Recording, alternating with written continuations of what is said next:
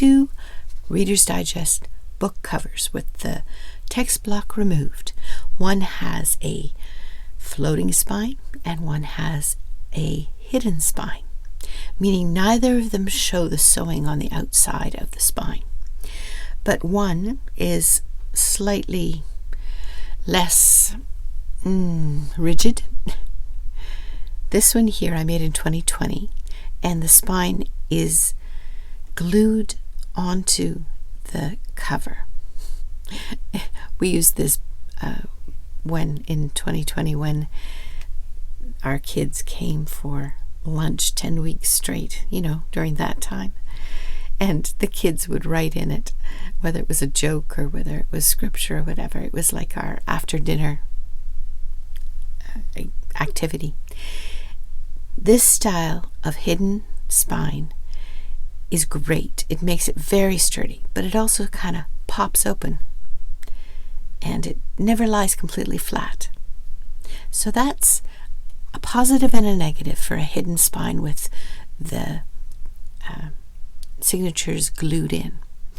This cover, again, it's exactly the same Reader's Digest style, has a little bit of damage in this inside of the spine,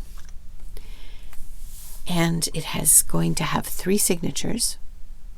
I've cut the cardstock exactly the width of inside the spine, see, like that, but I'm not going to glue it down there.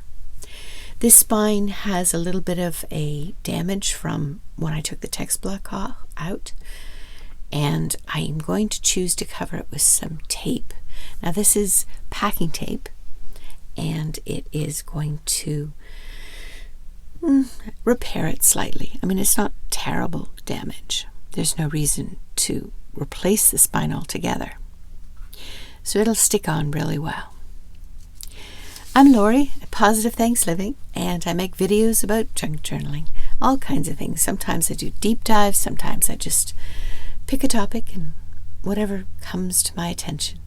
This book, the cover, I was trying to explain how to make a hidden spine to a lady in our junk journal group that we craft in person, and I guess I felt I couldn't explain it correctly. So Tracy, the lady who's trying to do this herself, I said I'd make a video, hopefully, and show her the difference between the two. At the end of this video, I really hope that you'll know exactly which spine style to choose for your next project. Whether you want a timeless look and feel, or you have a chunky journal that you want it to open wide for all the layers and all the treasures in it. So these are the 3 signatures. I'm using a 3-hole pamphlet stitch to sew them onto that piece of cardboard. It's cardstock that has been glued onto some linen. I'm not going to glue the cardstock part onto the cover, into the spine, I'm going to use the linen sides and glue just the linen sides, and then on top, so that the white shows less from the linen, I'm going to put a decorative piece of paper. It happened to be the end pages, same color. So these strings I want to cover up, so I'm just using another similar piece of linen to cover it up. So a floating spine is more open and flexible. The original spine, it may be damaged, it may be just fine, but a little bit of extra help, like the doing down the tape, sometimes it needs that, not necessarily. But it's more flexible because the spine isn't glued down to the book cover spine. And you'll see as I glue the edges of this linen to either side, how it's more, it's easier to add things to the pages because it opens all the way. Now, I'm not going to decorate the whole journal this time. This time I'm just creating the floating spine. I have a feeling you know how to make the other. If not, I can find another Reader's Digest book and recreate it. So in junk journaling, the way you build your spine can change everything about the journal. And these two options, the hidden spine and the floating spine, they're favorites within the junk journaling community. A hidden spine is also rebuilt in some way, but it doesn't always stay flat. I have to say, I'm a fan of the Signatures opening flat. So these are the end papers. They were attached to the text block, and I just tore them off carefully so that I can use them there on the front and back cover.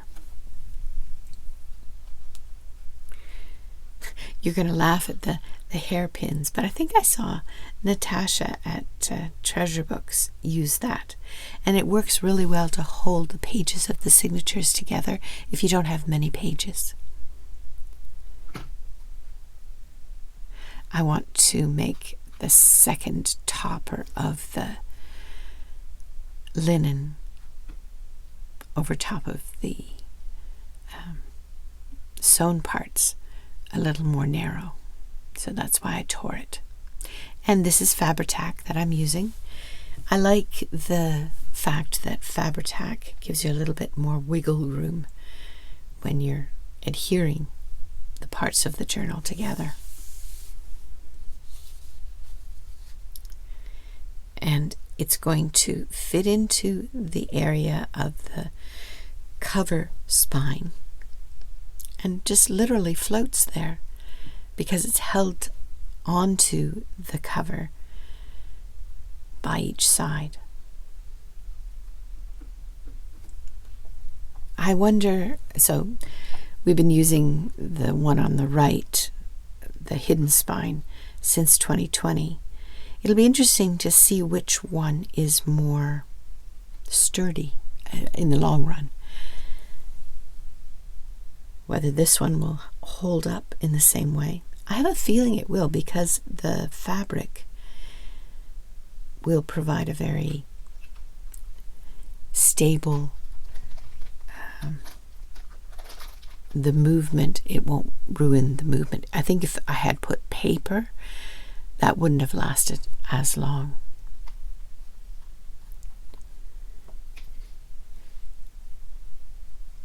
Have you tried both kinds of spines on a hardback journal cover? Which do you prefer? Do you have some insights? Leave a comment and let me know. Let us all know your experience and how you feel about it. Whether it's the hidden one or whether it's a floating one.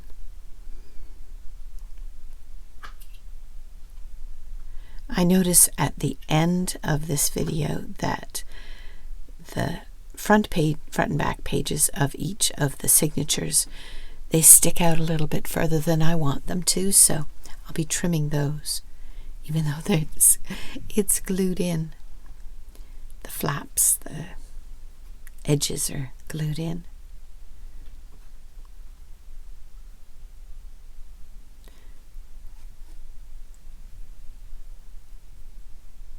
So the floating spine is ideal if you love chunky pages and you love to put lots of ephemera in, or if you're working with a book that has a damaged spine. But either way, knowing the differences and the pros and the cons to each, that makes a difference to which you would choose, when you would choose it, and why you'd choose it.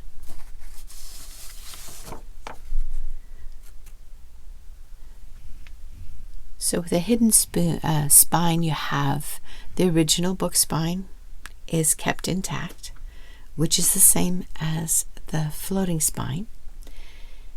And when you open the book and you look from the top down, you can see the area that is left open. So you can easily identify the fact it's floating there. And many books are made that way, where you see the inside of the spine. I had fun at the beginning. I don't know if I left it in the video or not. I put my bone folder through the inside of the hidden spine, and it just goes all the way through because it's empty. There's nothing attaching to the actual spine. So the pros of the floating spine is that it opens flat, or much more flat anyhow. It's also easier to repair or remove. See, there we go.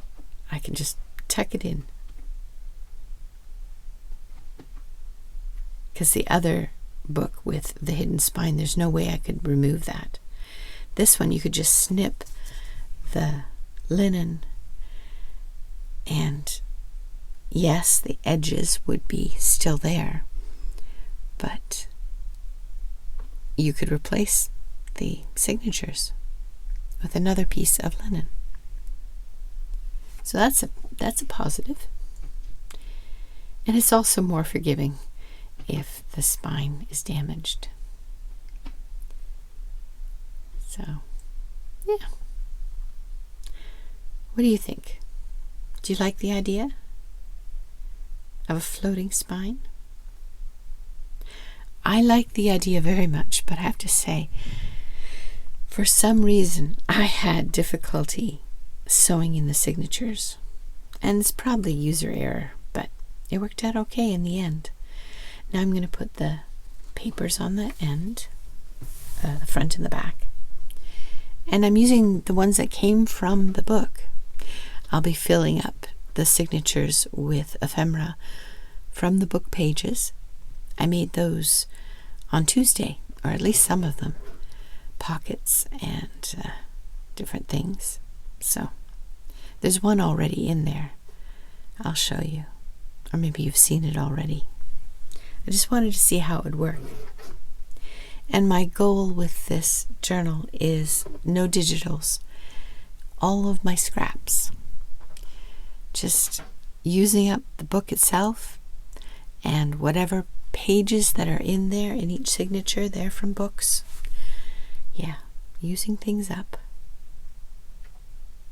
I think some of the pages, one of them is from a medical encyclopedia, and one is from a book about taking care of houseplants, and a few others. The ones that are on the outside of each of the signatures are my tea and food coloring dyed papers.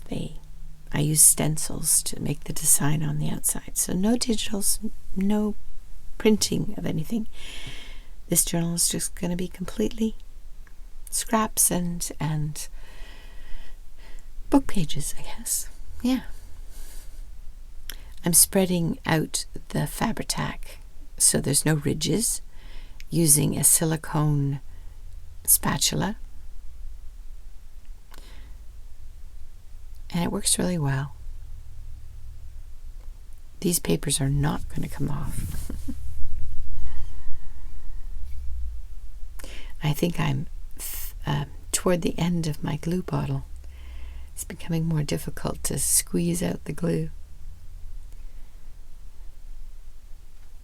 How are you doing? Are you making anything interesting right now? I hope you're well. Yeah, crafting. It's a known way of de-stressing, relaxing. When I wake up in the middle of the night and I know that I can't go back to sleep, instead of turning on the TV or something, I I go in my craft room and I just play a little bit with things. And usually in about 40 or 60 minutes, I'm getting a little sleepy again. So I can head back to bed and fall asleep. So crafting works for me. And I have a computer that can stream YouTube in my craft room. So sometimes when I'm on my own, I wear my headphones and I listen to videos. Enjoy crafting as though I were crafting in a group or with another person, but it's just digitally. And that's very nice too, very relaxing. Do you ever watch videos while you craft? Leave a comment, let me know. If you're enjoying this, I invite you to subscribe and like the video. And my videos come out on Tuesdays at 10 a.m. Eastern Standard Time and Fridays at 4 p.m. Eastern Standard Time. I'm almost to a year of putting out a video a week, every week. So for me, that's significant. Before this, I've had my channel for a long time and been crafting even longer, of course. But until a year ago, I wasn't very consistent. So, hooray! Consistency is key. That's what they say anyhow. So, I hope and pray that, I can continue on for another year, just steady making videos. If there's any videos that you would like me to make, topic or an idea or a tool, leave a comment below. It would be fun to have more ideas of what to make and what to do. So there we go. Now we have the signatures. And you can see some of the book pages. Music paper. And there is a tag that I made, or I guess it's a pocket, from the book pages that came out of the text block. And it's a telephone book, pages from that. Yeah.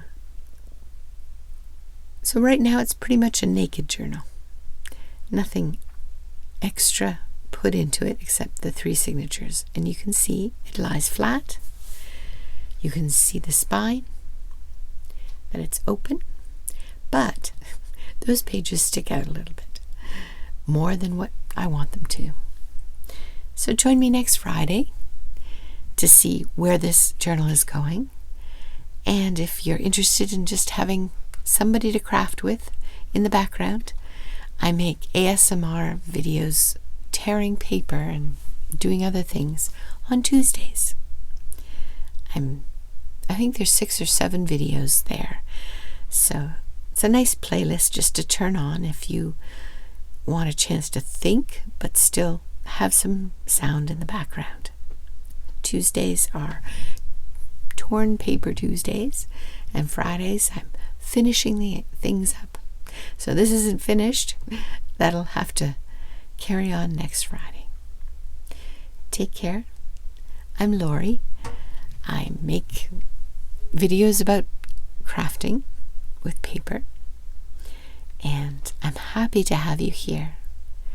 I welcome all the new subscribers and all of you who have returned again and again. It's fun to have a connection, a friend that's an online friend. And that's who you are. And if nobody's told you this today yet, you matter. Who you are, what you do, what you think, it matters. So, take care. Be well. Enjoy some crafting. We'll see you again soon. These are the 2 journals. They're both Reader's Digest covers, just made a little different. Bye for now. See you next week.